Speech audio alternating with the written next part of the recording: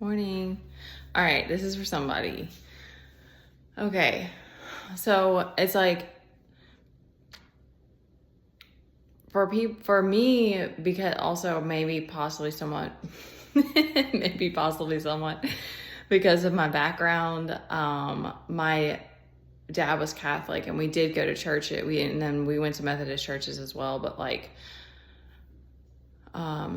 there were some short phases of like of that, but it wasn't the Bible, and like there wasn't a ton of that religious background in my family. And my parents both kind of had this more open-minded, I don't know, there wasn't a lot of focus on it. So I also I went more into spirituality. I used to like astrology too when I was younger and stuff. And but so it's like I like to like figure things out on my own. And to me in general, like a lot of life is like we're meant to explore and figure it out for ourselves, because it's not that your beliefs are bad, because then you do have to have things that you stand by. But it's like if you're just holding on to things that were programmed into you and it's not in alignment with you, then it causes pain and friction. And so I don't know where I've heard this phrase, like God is love, and that's to me what it is, because it's like, but it's finding that love within. And I wanted to, this was just coming to me today of like, there's this thing that a lot of people talk about that you have to go through during awakening, and it's called a humiliation ritual. And I didn't know about this till later, but that was one of the hardest parts for me, is all of the shame. Will not stop bothering me with the comments. All of the shame that I had to move through, and having to realize that I had this like darkness, this anger, this rage inside of me, and then having to like, what's the word for it? Like, I can't think of the right word, like secondhand go through it with my child, and all of the crazy stuff that was happening, like us getting kicked out of daycares, like all of the behavioral reports that he had to have with school, and all of the things that I had to face with that, and how hard it was. But it was like, at the same time, especially after I had already moved through some of it, it was like, I was like, I love my child. I accept him as he is. And all of that kind of together through that gave me this realization of like, it's the world that doesn't want you to love yourself, that wants to make you feel like there's something wrong with you because you had an outburst, or there's something wrong with you because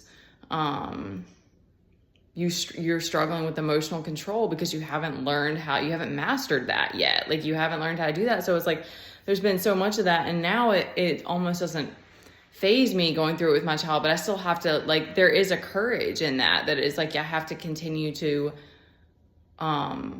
be there for him and move through those moments when we have that in public. But it's like, it's completely like obliterated the people pleaser in me. I shouldn't say that, because it's like there's still moments where, but it's helped me to just like not give a fuck about that at all, because it's like, well, I love my child. And then through this whole process and doing my own shadow work, you learn to love yourself. And that to me is what it all comes back to, is that that love and acceptance of yourself, because it's like God loves you. Like, he's watching you, and he's watching over you, and he sees and he knows all of the crazy shit that you do, or if you have all the weird things that you do, because it's all a struggle of not loving yourself. And so,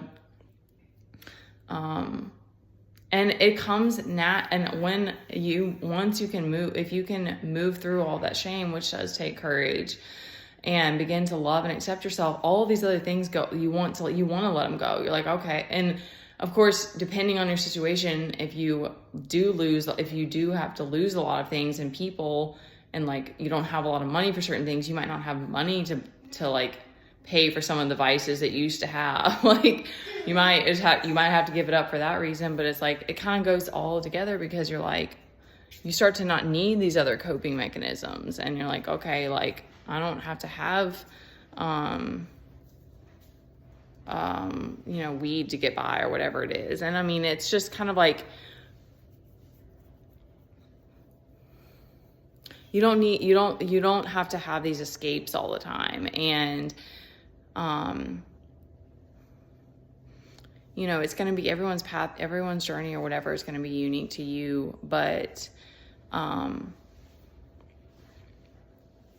that's the difference that I see, is it's like, there's people that I kept holding this space, hoping that they would like come and tell me the truth and apologize, or like we could mend things. And I've realized that it's like, you have to like take all of that focus and put it on whatever it is that you want to do and create, so that you can still show up and serve, because you can't hope that people are gonna like love themselves, because that's the thing. It's like it comes out in weird ways, and all these projections that people throw at you. But regardless, it's like, once you're focused in on what you want to do, you don't have any desire. And then you get to this place too of like not wanting to hold people's hands, because you're like, okay, like I can't do this work for you. Like you gotta work on loving yourself. I can't do that for you.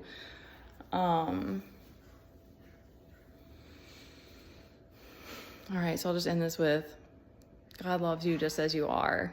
And y'all, there's a lot of like times that of course I'm not going to video my child, but he said, to this day, the craziest behavior that I've ever seen. And I've had some crazy behavior too, but it's the world that makes you feel like that you're bad, or there's something wrong with you, but there's nothing wrong with you. All right. Love you.